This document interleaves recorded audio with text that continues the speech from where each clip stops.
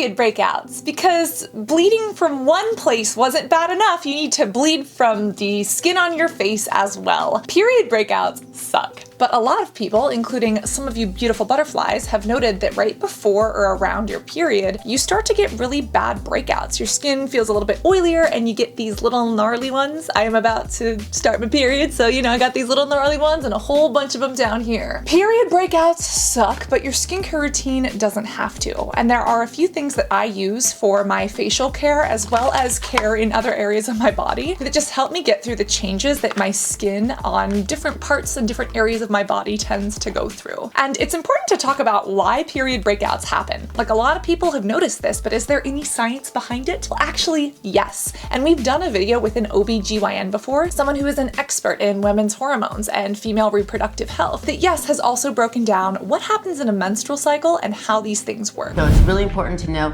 that right after your period, those hormone levels are low. That's why you're feeling good, you have less acne. And then in the middle, they start to rise. So that's why when you start to ovulate, it's really kind of after that gets the kickoff. And that's why as you approach the period, you may not only get acne, mood swings. Our hormones are involved in so many different parts of our body. If you would like, that video is listed below so that you can find all of that information. But what you need to know in regards to period breakouts is that your hormones are changing constantly. Men or those with an XY chromosome normally have about a 24-hour hormonal cycle, whereas women or people with an XX chromosome usually have a cycle that lasts between 21 and 28 days, depending on the individual. Every single human has different sex hormones, such as testosterone, estrogen, progesterone, etc. But these happen at different amounts, and the way some of these rise, others fall, or they quickly cross over can cause huge changes in your body, one of which starts the menstruation. Now, a lot of people recognize that they get super hungry or lose their appetite or get really energized or sleepy around the time that their hormones change. But for those who do struggle with period breakouts, a lot of people recognize that their skin tends to get oilier and tends to break out a few days before they actually start bleeding. Does that happen to you too? This can happen because in the luteal phase, meaning right before the period, estrogen drops steeply. Now, when estrogen drops, that means the testosterone in the body can be more effective. Testosterone does many things in the body as well as the skin, but it actually increases oil production in the skin as well. And so when that estrogen drops, the testosterone can act more on the skin. All of these hormonal changes mean usually, yes, your face is getting oilier, you're breaking out more, and you specifically are probably prone to more whiteheads, kind of around the chin or the nose area, and even some blackheads over here. Now, when this person commented asking me for my period skin essentials, then I realized that during my last menstrual cycle, I was traveling, and I actually did have a couple of product essentials that are kind of easy to use, friendly on the go, that I do use for emergency pimples. Now, most of these really align with what my routine already has, but there are a couple of little things that make that time of the month easier for me when it comes to caring for the skin on my face, as well as the rest of my body, and just keeping things in sync. Get it? Sync because your period might sync with someone else's sync cycle.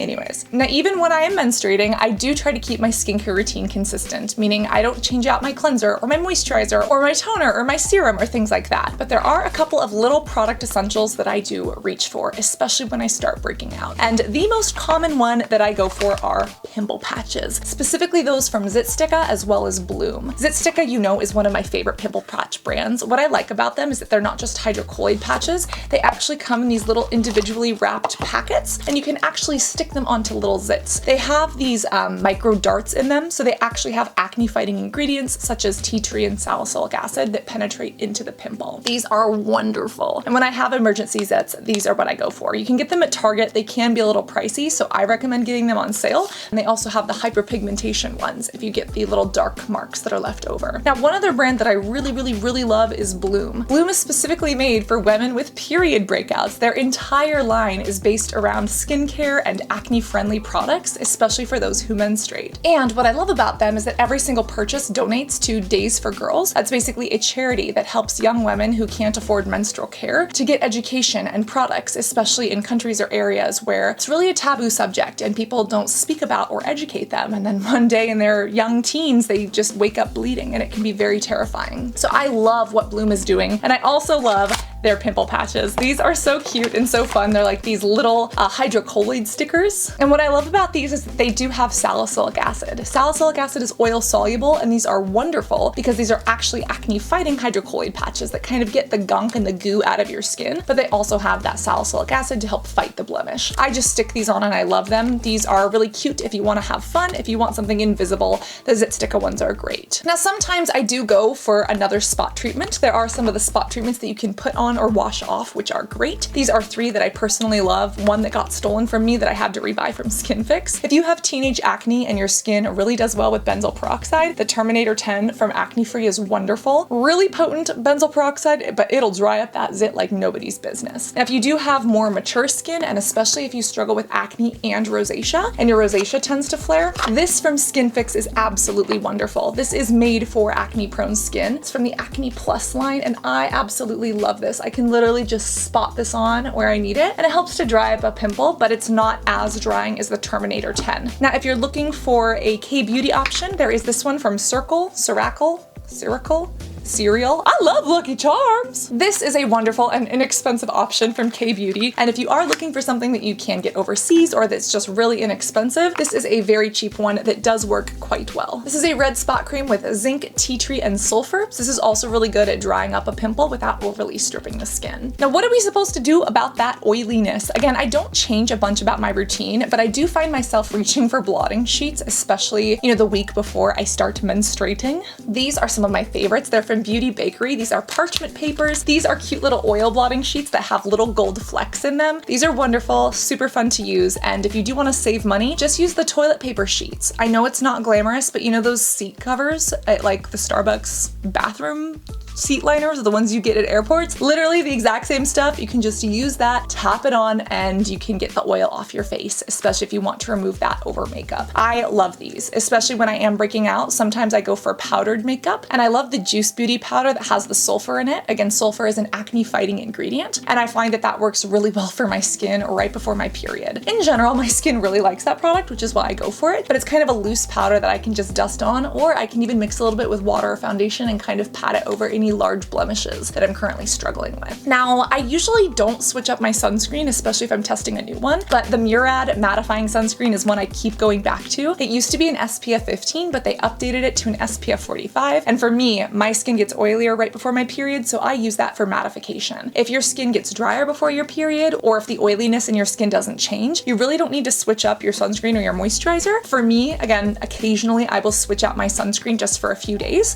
just to combat the oiliness that my skin goes through, but overall, I don't think it's necessary. And if you really have a good pimple patch and a good spot treatment, you should be covered both figuratively and literally, because pimple patches cover your pimples. Hee hee, get it? Oh, I'm so punny today. Now, there are a couple of other things that I was debating on not speaking about, but I think are kind of important, including face shaving. You see, I dermaplane my face, and part of your hormonal cycle dictates your hair growth. Now, everyone's hair grows at different rates, and dermaplaning isn't right for everyone, but for me, I have a lot of vellus hair on my face and a lot of thick, wiry hairs as well. So I do like to just shave those off, but I only do this about once a month. And it wasn't until I was thinking about this comment that someone left that I realized I do my female face shaving like clockwork,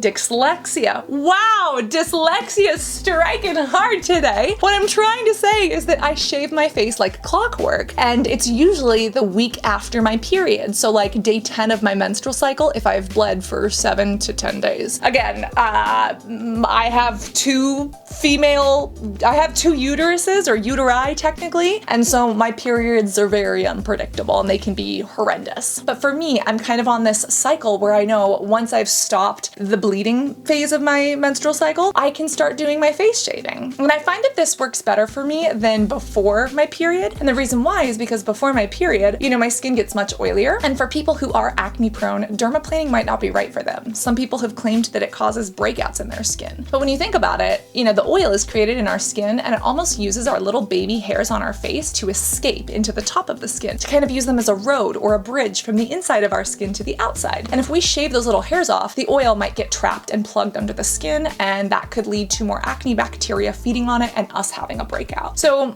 for me, just because I get oily before my period, I find it best to dermaplane after my period, or like once my menstrual cycle has started. And this works really well for me, and it also keeps me consistent in shaving my face. Again, I love the versed ones. This is really lightweight. It's hollow on the inside. These blades are more eco-friendly because you can just buy the new ones and kind of recycle them.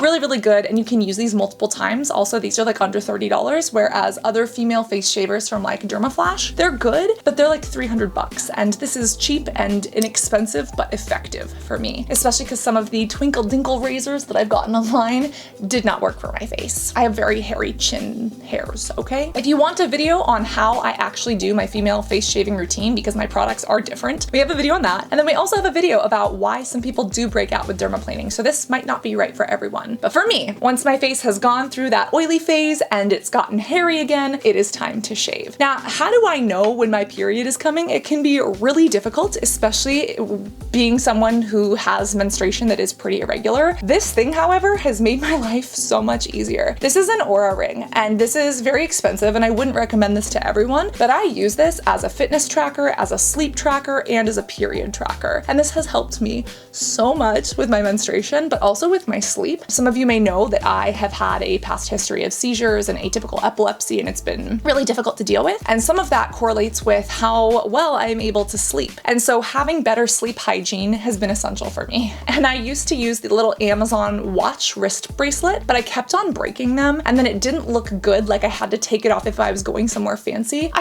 fucking love this because it's so easy to use and I can wear it casually, or if I'm going somewhere fancy. I just love it. It's a cute little ring. It also takes my respiratory rate, my heart rate. It also tracks my temperatures. So I can see when my temperature changes, it's like right before my period. And if I actually pull up my little Oura ring chart, I'm about to start menstruating, and it literally has like my past little history showing when my periods were expected versus when they actually came. And I can add notes such as if I was extra hungry, or if I wasn't hungry the week before, or if I had no energy or tons of energy, or whether or not I was breaking out and my skin was super oily. This has been phenomenal for me. I love this. I've recommended it to so many people, but it is expensive. Like it's a couple $100s. And I don't think it's an essential per se. It's an essential for me, but I don't think it's an essential for everyone. And there are other period tracking apps like Clue that you can get on the App Store, I think for free. And you could also just log your periods on, you know, your calendar if you really wanted to. So I think that tracking your periods and tracking your mood and your skin, especially photos of your skin before, during, and after your period is important. And there are tools and technology that you can use for that. But if you want to save money, those are not essential. And when it comes to period products, I didn't realize that I literally had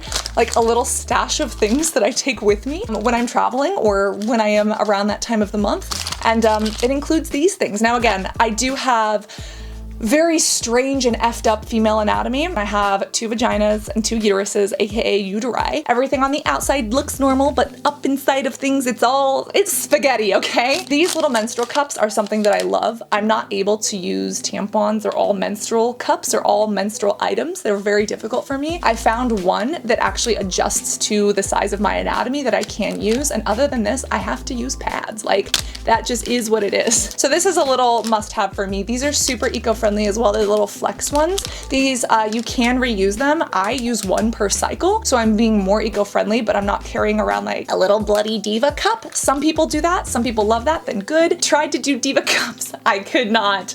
My anatomy did not accept it, okay? So this is wonderful for me. And again, another little period thing that has saved my life so many times are period underwear. There's the Lola V or the Lovila ones that I really like. Victoria's Secret had some, but I don't buy or support from Victoria's Secret, so I really liked that the Lola V ones were made from a female-founded brand. They have a bunch of different underwear types. They are basically a washable and reusable pair of underwear that has like a thick absorbent lining in it, so that in case something goes somewhere that it shouldn't, or if you're like me and your period is irregular and it just, you know, does things at the most unexpected times, at least you are covered. Again, both figuratively and then like literally, you're covered because you're wearing underwear. Yeah.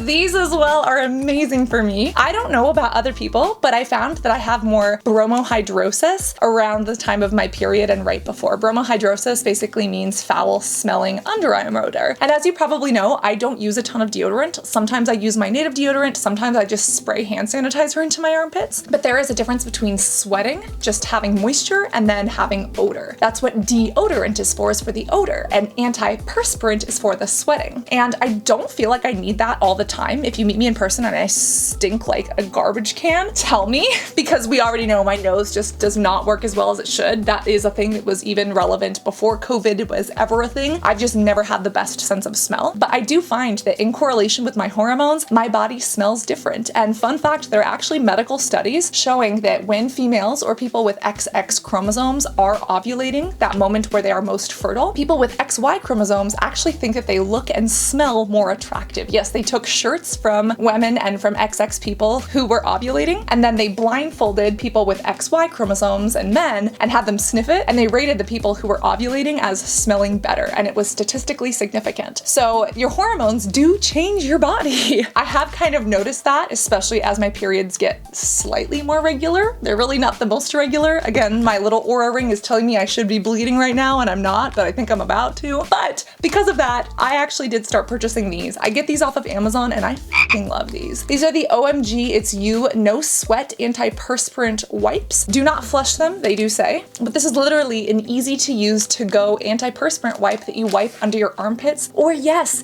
even like down there if you get really sweaty in between your legs. And this comes with a huge disclaimer: do not put this in your body. It is not approved for use there. Even be careful where you're putting it in that area. But for me, the area between like my thigh and the rest of my anatomy can sometimes get a little bit more sweaty, especially in the summer. And last summer I found these and I have been loving them. I keep one in my purse, like one in my car, one in my luggage, and I use them on my pits if I am really sweaty or start to stink, or in kind of the bikini line crease of my legs, especially when my body is more prone to hyperhidrosis and bromohydrosis. Again, the sweating or the foul smelling sweat. I love these so much. Now, some people are probably gonna ask, what about like the summer's eve washes or the wipes that go in the body? I don't use any of those. I do not recommend any of those. If you ever ask an OBGYN, most of them say do not use those vaginal washes, because YouTube algorithm, what did I say? I said smashable washes. I said smashable washes, you know, like washes that you can smash with a hammer. Don't demonetize me. We're talking about PG-13 things here. But when it comes to the smashable washes and those vaginal wipes, I do not use those. I do not recommend those, and it's because OBGYNs and experts in women's health say don't use them. So if you got a charcuterie board in between your legs, care for it nicely, but do not shove things where they should not go unless your doctor tells you otherwise. I use this externally as well as on my pits, and this has been a lifesaver. And literally these together are what kind of get me through that time of the month, including my little ring. Like, this is what I do. It's not majorly different from my regular skincare routine, but these are the little things that I have on hand. And especially being a woman when life is unpredictable and my body and its responses are unpredictable, it's really nice to have these, you know, in easy reach, so that, you know, if I start breaking out or freaking out on my body, I got ways to deal with it. So I hope you enjoyed this potentially TMI conversation. These are the things I use to get through. I hope that this helps you too. Always remember to reapply your sunscreen, stay hydrated both orally and topically. I should actually track my hydration levels during my menstrual cycle, because again, hormones change so much of everything. It is fascinating, and I really feel like we've only scratched the tip of the iceberg in general. And always remember to be beautiful both inside and out. I love you, and I cannot wait to speak to you in this next video. Love you guys. Bye.